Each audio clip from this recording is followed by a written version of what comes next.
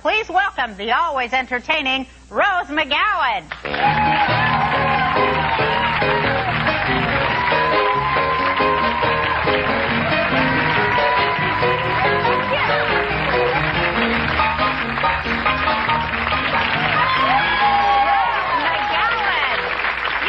Such a pretty young woman. Thank you.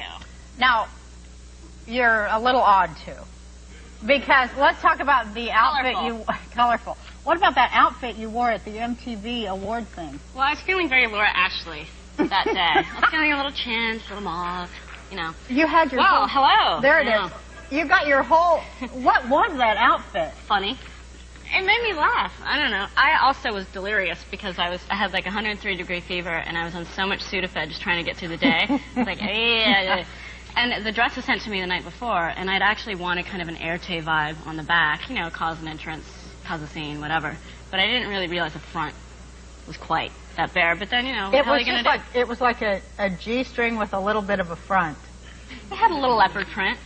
Very like nice this. leopard print. Thank you. It was very brave of you to wear something like that. It reminds me of when I wore that really funky red leather thing to the Emmys. Do you remember that? Right.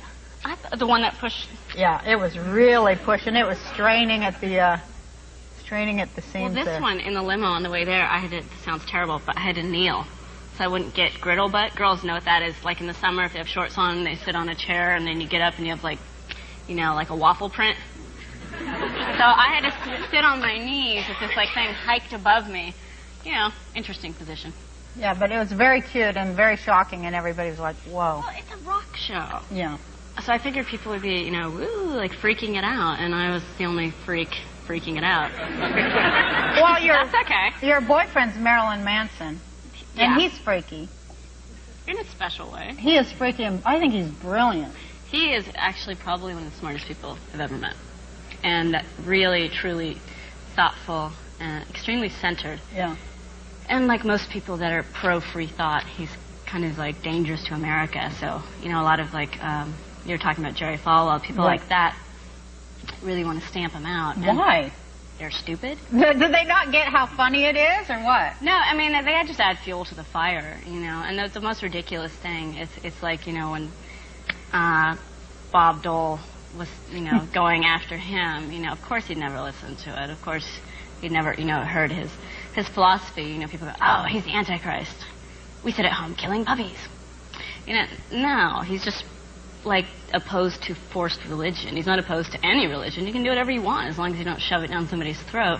And of course, this is America, and we seem to be all about shoving our agenda down somebody else's throat. How do we get that way? I mean, you're of a younger generation than me. But does like your generation look at my generation, just think we're like so putrid? Like, I mean, like, don't you think our values are so antiquated and hypocritical and putrid? Well, I think I think there's certain people that are putrid and hypocritical. And, you know, I used to hold the hopes that, you know, the Senate would change once all these old white-haired fogies would die. And, you know, unfortunately, they train their little kids just to be like them, just as hateful, because I went to school with some really hateful people. You know, some of the schools I went to, it was like, oh, you're different. I had to jump out of the way of cars. They would throw things at me out of cars. You know, I get told I was ugly and a freak every day. Well, tell us why that is. I didn't have puffy blonde hair and blue eyeliner or something. This is when I lived in Oregon, which is, you know, land of Tanya Harding. And that's kind of the look. And they're not real welcoming to different people there. I mean, people think of Oregon as kind of like free love hippie. It's, you know, a lot of rednecks. And I've met some people that look on the surface like redneck, but they are some of the most genuine, kind-hearted, great people. Yeah, so you absolutely. can't really judge them completely from the outside. But you had like the most vicious. Well, some people of every sort are just really messed up and lost. Yeah, but all those people liked blame. coming after me. Why do you think you're a freak magnet? Because I am a total freak magnet. Total. From birth. Me too. Like they'd always go, there's a girl who will understand. And be gravitated towards telling me they're... Well, my problem is that there would be, like, the one person at the schoolyard that would be getting the hell beaten out of them, and I would go stick up for them. You know, not that I even knew the person or liked them, but I knew that they were the underdog, and I knew they were being treated unfairly. Then that person would stalk me, the person that I stuck up for.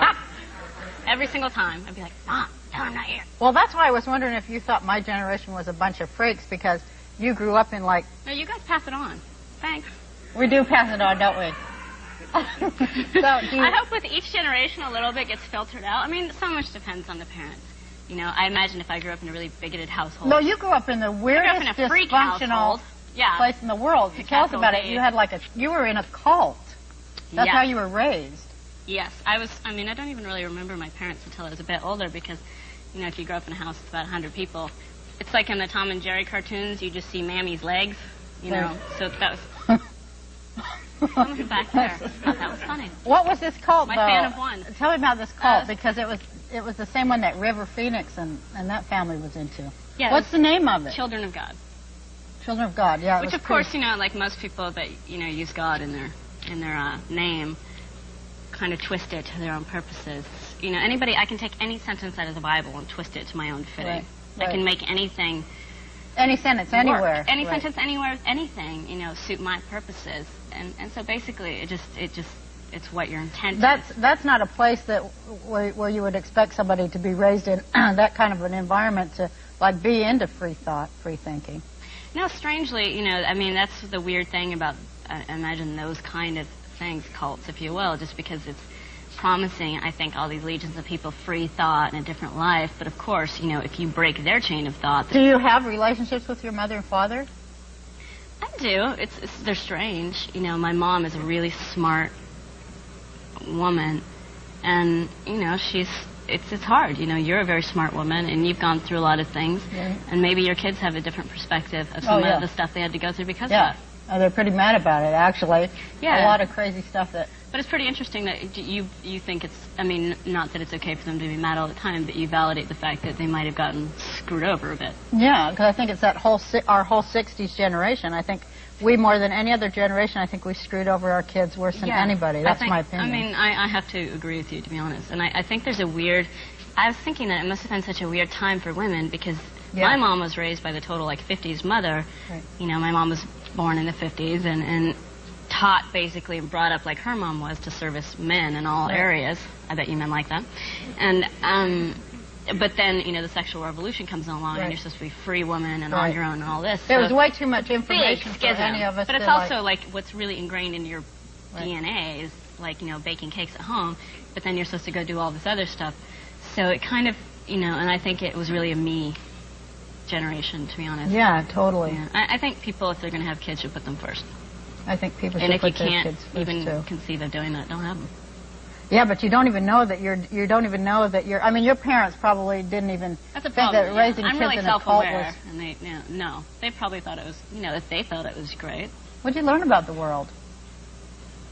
I learned, well, actually at a very early age. I mean, I remember all these people drilling weird things into me. Like, they had all these weird rules. Like, I had to sit on my bed all day long when I was 6 and learn how to snap my fingers, otherwise God wasn't going to teach me to drive a car when I was 16. And even at a very early age, I was like, that is the stupidest thing I've ever heard. Maybe I was saying that in Italian at the time. It's like, and basically a lot of these things that these people are preaching, you know... it's just about control, isn't it? It was about control, but it was also like I really, when I was very... I mean, I remember being 5 and thinking, okay, I'm going to live through all of this stuff. Probably when I'm about 19, I'll have to have a lot of therapy, but then I'll be okay. I really did. I was a very strange child. I was like very... I want to talk more about that when we come back, because I had that very same feeling growing up, too. Yeah, I'll just get a lot of therapy, and I did. More with Rose when we come back.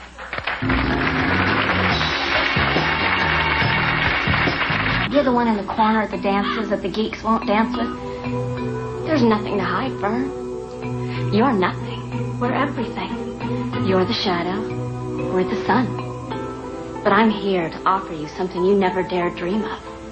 Something that you were never meant to be, but will be. Because today, Fern, my dear, fate has decided that you are cool. We're gonna make you one of us.